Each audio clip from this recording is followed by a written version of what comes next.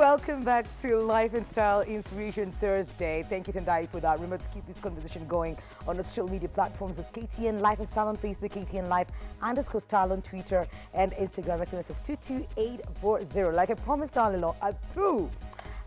on, yes, that was not them come by me. That must have been something else. Probably the Mukikuyu in me. But anyway, so earlier on, I mentioned something about sanitation and innovation, and we've got Dixon Ochieng all the way from Naivasha. Yes. Yes, all the way from Naivasha, and is here to tell us more about that. And let's see what we can draw from his story. Welcome to the show.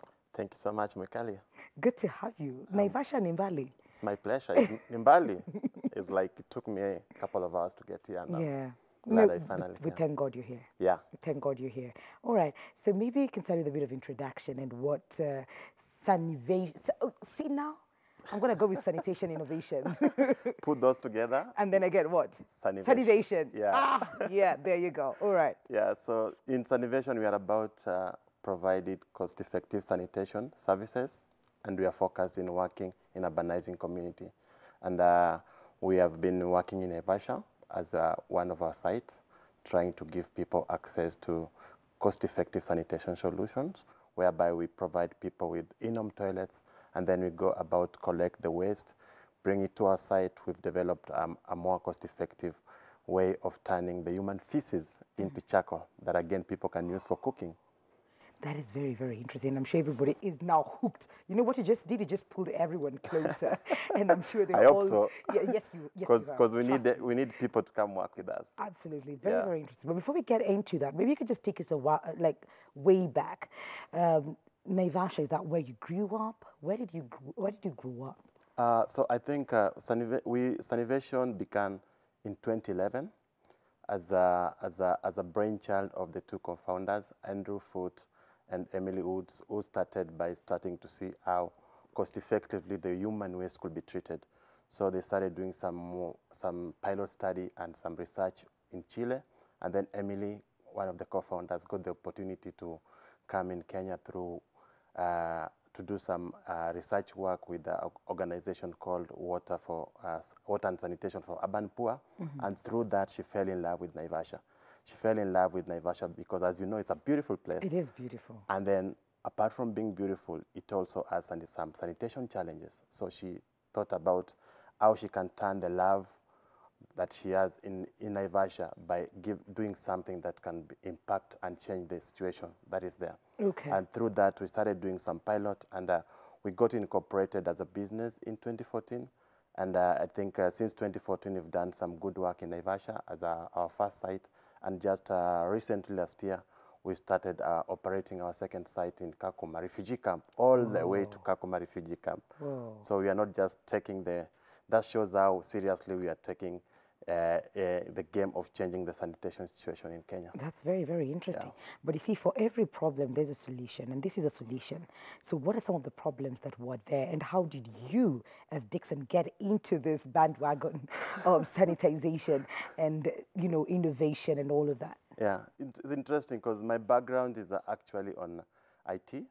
Oh, you did IT? I did IT. Okay. And I ran my IT business here in Nairobi for 5 years. Then as I was doing that, I still went back to school because I had like the passion of working with the people and changing lives positively. So I went back, did my second course again in community development. And then after that, it's just like interesting how I teamed up with Andrew and Emily, because my sister plays rugby for the national team. She's an Olympian. She was in the Olympics. Nice. So she used to. We'll definitely have a Brian Sumer follow you up on that, you know. That's really interesting. Okay. Yeah, so she used to play with Emily, and through that we used to meet, and then I think we shared and we had something in common, and I joined the team, and it's an amazing team. I think the vision that Sanivation have for sanitation is something that is not there, like, because we are trying to give a market approach to sanitation in Kenya. It's one of the first things that we are trying to do. And I think it's impressive the way I think to see how far we've grown, but I think we still need some more help to do that. Absolutely. You know, a few weeks back on that particular seat, a lady, a very, very, very wise lady said that when the student is ready, the teacher appears. And this was you as a student preparing and going back to school to study community development, and then eventually find yourself in this particular place. Because probably if you hadn't gone to study that, then probably this opportunity would have just bettered you because Sure. you were not ready for it. So you are the student who was ready, and then they came and found you. And found me. Yeah. And I think Mikali, something that I think is good to share with the rest of Kenya is like there are some things we take for granted, like something like a simple thing like a toilet. Yeah. This is something that people maybe don't see or don't know how important it is outside there. Maybe just for a share of the statistic. Yes. I don't know, 7 out of 10 Kenyans don't have access to a toilet. 7 out of 10. Yeah, that's terrible. That's terrible, and that is where we see we come in, and we try, and the Kenya, like we lose a lot of money just because of poor sanitation. I think we lose about 27 billion. That is like 1% of our GDP budget, just because of poor sanitation, and that is something that money can be used to do more important things. I think numbers work magic, because 7 out of 10 still stuck on that. And that begs, what does Sanivation do exactly? What are the nitty-gritties that they do to ensure that, you know, sanitation is something that we all should we all are aware of, and actually go out of our way to make sure that we take care of the environments that we are in? One thing, we provide people with in-home toilets. Toilets that people can fit into their rooms, however small they are. We have people who are using our toilets in one single room, and we have people who are using our toilets in even 2 or 3 rooms. So we give people first access to that toilet. And then our model is different because we use a subscription model whereby we give people toilets for free. Oh. And then we charge them a small monthly fee so that we can be able to service the toilet. And then we just don't stop there, because we go. When you say an in-home toilet, that means this is something that I'm going to fix in my house. Yep. That probably does not have a room that's called a toilet. True. It's portable and it's container based. Okay. So you can move it anywhere in the house and fit it anywhere in the house. Play around, like if you want it today in this corner, tomorrow in a different corner. Wow. And then we have a trained of service provider who visit your house twice per week to collect the waste from the full container and switch to the new containers.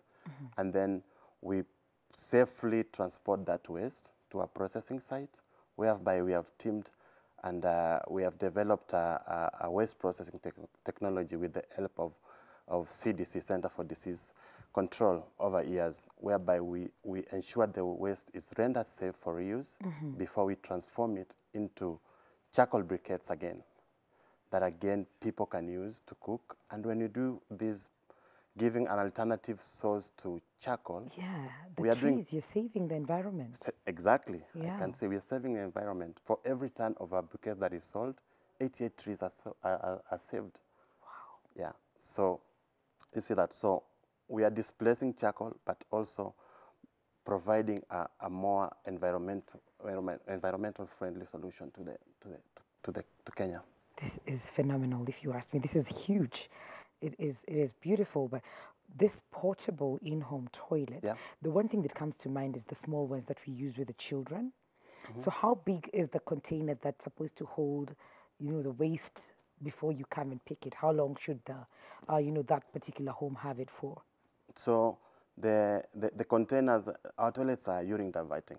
So you have the liquid waste collects in a different container, like a 10-liter jerry can, and then you have the solid waste collect in a 20-liter jerry can.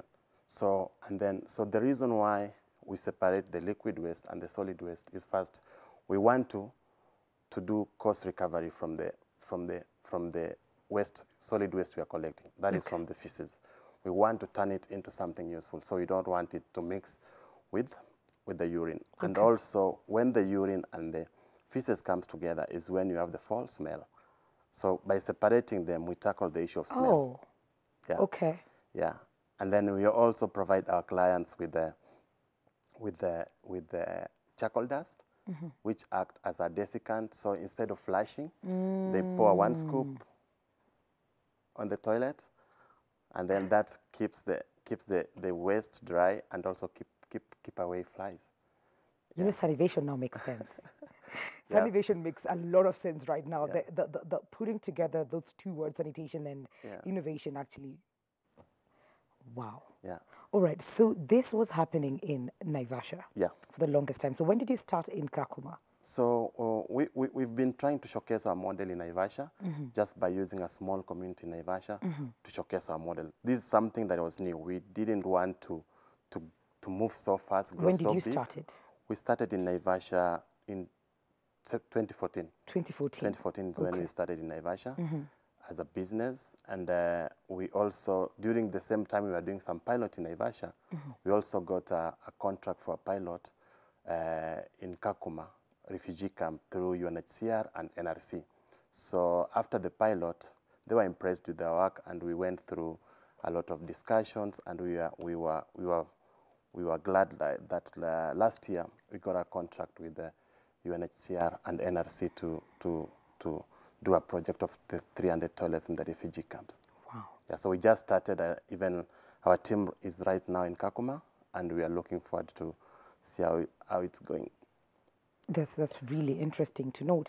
And we've got slums in Nairobi, you know. Yeah. And we've heard of flying toilets. Yeah. And we've heard about the diseases that come about, improper disposal of our waste. Yep. So how are you looking at, you know, helping those particular places, especially in our slum areas? I think, yeah, there's a lot of toilet needs in our country, and They said 7 out of 10. 7 out of 10. So only 3 people get proper. Exactly. So it is over 22 million people in that Yeah. toilet, and the urbanizing rate is at 4%. So even with that rate, it's hard to meet the need. So we are coming in as the way we are seeing ourselves is we are trying to come in to treat the non-seaward waste, whereby how can we work with municipalities, how can we work with the counties to be the sanitation service provider in terms of treating and processing the non-seaward waste from the pit latrines, from the toilets, and also from the container-based toilet.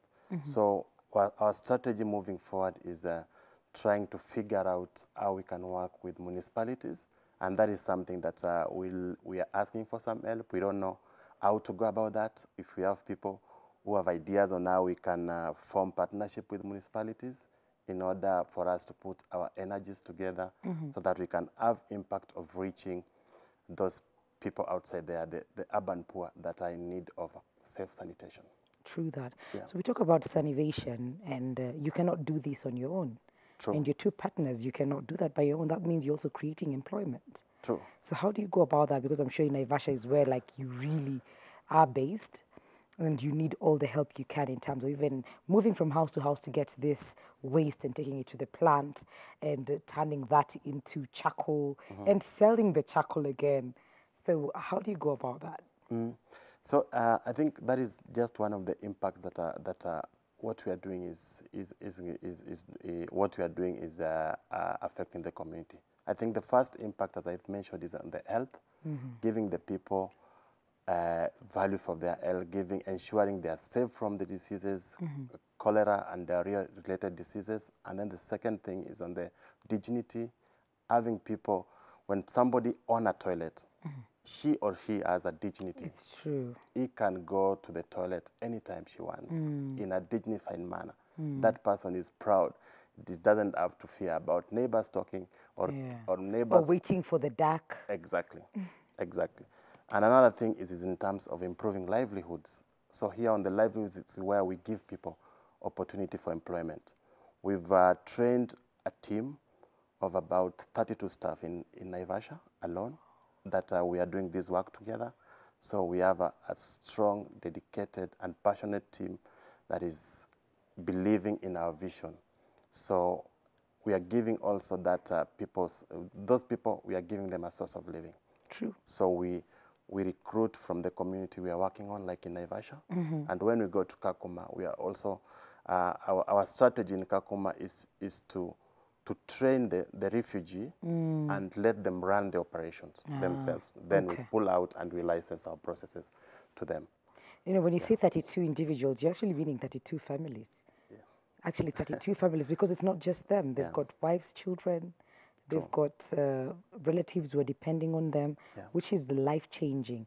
And even the community at large will become better in terms of, being able to create money in other ways or starting businesses that are supporting them and other people in the community, Very which is true. very, very good. So the charcoal, how different is it from the normal charcoal that we use with the trees? So our charcoal, we call them briquettes. Briquettes. Briquettes, yeah. So the way we make our charcoal is we combine the human feces together with agricultural waste to have the product of the briquettes. So we use the human waste as a binder. And one thing we came to realize is like the human waste has a higher calorific value. So our charcoal compare like almost the same with the traditional charcoal, but they have some economical value in terms of they give you value for your money. They have a longer, and I forgot I came with some here to show you. Wow. Are you ready to see them? Yeah. Wow. Can I touch? Yeah, you can touch. They are safe. Yeah, Okay. yeah, Okay. yeah. So this is a clean energy, clean charcoal. Wow. Yeah. So as I was telling you, it's a combination of treated human feces combined with agricultural waste, whereby we carbonize rose waste from the agricultural waste in Naivasha, and then we put them together to form this. All right. So Yeah. does it burn longer? They have a 1.5 longer burning time than the traditional charcoal. Their calorific value is not as hot as firewood, but it can burn for longer time. So it saves you money when it gives you a longer burning time. It actually saves our trees. Yeah, And and the environment. the bigger thing, it saves the trees. When we use this, like you are saving trees. And for every ton we sell, we save 88 trees. This is beautiful. And I would have thought it's a whole bag. Like, it's so small. See the way they make charcoals, when they make charcoal, and it's huge, huge, huge chunks. Yeah, so this is just a sample. We pack them in 50 kg bags. Okay. Yeah, so for the 50 kgs, we sell them at 1,000. So we sell them at 1,000. That is about 30 shillings, 20 shillings per kg. So we package them in 50 kgs and also small bags of 5 kg. Okay. Yeah. So how do you go about getting people who work? Because I'm sure at the farm where you make this, the charcoal and even the whole process, you need people to help you with that. So how do you go about getting the people to do this kind of jobs? In terms of recruitment, what we do is we rely on the staff that you already have to bring people that they trust. Ah, okay. Yeah. So it's important when you get when you bring people in your team, you get them from the reliable sources. So we internally source for our staff, and I think we use mostly talents around Naivasha. Okay. Yeah. 2014 to date, what will be the highlight of Sunivation? Wow. I think the biggest highlight is the impact that we've had on the community. We've been able to showcase our model of subscription, and we've received over 900 payments, like people paying every monthly. So that's an achievement. Sanitation is not something that people are used to pay. We're doing this for the first time. Yeah. So having to receive 900 payments is a huge encouragement to us. We've been able to garner endorsements from the relevant Ministry of Health, Ministry of Environment and Agriculture, and we've been able to get endorsement from KEBS. Wow. Our briquettes are KEBS certified. We've been able to get endorsement from NEMA in terms of EIA report, and even our waste transport has been licensed. So we see that as an achievement, because it's a new innovation, which has been a struggle to get supporting policies. So these policies, most of the cases, do not recognize what we are doing. Yeah. So we go about sitting with the government, agencies and see how we can come with policies that support our innovation. So it's an achievement to get through all those processes. Yeah, and I think another thing is we have been able to sell our briquettes to small businesses in Naivasha. We have hotels, restaurants using our briquettes and not being afraid to say they are made from treated human feces. So that acceptance is also a big Yeah, because I was going to ask you, how's the acceptance? I mean, knowing exactly, because I'm sure there are people who watch me just touch that. I was like, Mikali, what are you doing? But how's the acceptance really? I can say, I won't lie to say that we have like awesome acceptance. People are skeptical. But I think what people really care about is what gives them value for their money. It's true. The economy situations are not, you need one or another way that you can save your money. So, and we don't lie to people. We tell them that our briquettes are made from treated human feces, so they are safe. And we have endorsements from KEBS. So it's something that is recognized by the government agency, and all the safety measures have been taken. And then we go about giving people samples. And when people see how they perform and outperform the traditional charcoal, they come ask for more and they buy. Yeah. So I think it's about people testing them and believing. There's something about having a product that has a story behind it. And if your story is good enough, people will believe in your product. Because the one thing that this is doing is actually saving the environment. That's the biggest thing. And even creating, facilities that most people do not have, which is very, very important. Yeah. The enlargement, you've been to Kakuma, I mean. So you're there. That's the next project you're working on from Naivasha. Where else do you envision Sunivation going into? Yeah, so what we are looking at right now is trying to work to see how we can work with municipality in our expansion plans. So we are trying to figure out how we can bring other stakeholders so that we can solve the fecal sludge management problems. And this is something that we cannot do our own.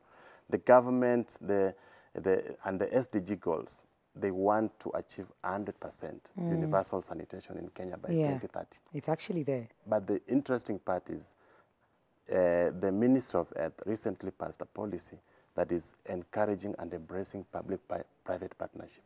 So we want to partner with municipalities and put our efforts together in seeing how we can expand our operations in different municipalities from one to another. But we want to showcase it first with one municipality that this is actually working. Yeah. Once we see it's working, it will be easier for us now to scale to other urbanizing towns here in Kenya. I think this is genius. I think it is. I think it is genius. And our time has run out. Our time has run out. So how can people getting in touch with you, for your resources and even joining the movement? Because it's actually a movement. Yeah, the poop movement. I call them. You call it the poop movement? The poop movement. Lord. Okay, so how do people join the poop movement? I think I need first also to recognize some of our biggest supporters. We've had a huge support from people who have believed in us and who have enabled us to be what and where we are right now. We've had support from different funders, and also even recently we had a competition for Shivers. Ah, what is that? Shivers is a competition run by the Shivers Regal that is trying to support social enterprises. And I was the Kenyan winner for that competition.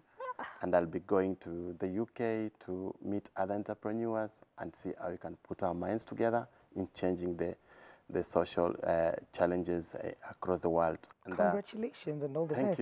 Thank you. Okay. So I think people who want to join us, we are based in Naivasha. Anytime you come to Naivasha, even you, Mikali, you're invited. Yes. Come see all what I've said in real life sense. We have our operation site at along Moi South Lake Road at Sanctuary Farm. Yeah, so we are trying, that's our first site, and our second site is in Kakuma Refugee Camp. But you can also get in touch with us through info@sunivation.com if you want any inquiries, and we are open to talking to people and sharing with people about what we do because you never know. You never know. Yeah, you never know whom you are talking to. Absolutely. Yeah. And we can never get enough of the help You that can we never need. get enough. We always need something extra to push us forward to continue with our good cause. Yeah. Thank you so much for coming on to the show. It was a pleasure. So maybe I will just carry that. Yeah. Next time I'm going to bring you a 50 kg bag. Oh yeah, 50. Yeah. No, this is just fine. I don't have a Jiko. I'm going to take this to my mother. So thank you so much. This has been Motivate. I hope you learned a few things. There's so much you can do with the environment. Like we say, with every problem, there's always a solution. And when you get that solution, then that's something that pushes you forward. And the story behind every product and every service that you do is very, very important. We're taking a very short commercial break. Keep this conversation going. It's the hashtag is KTN Life and Style, hashtag Inspiration Thursday. We'll be right back. We'll be right back with Books and Blogs with Catherine Mwangi and Restaurant of the Week later on. Hey, it was bad. So I didn't eat this day. I had not eaten breakfast, hadn't eaten lunch. It was now supper, and I was starving. Catherine, I was so hungry. And your parents were serious, didn't send you money? No, they didn't.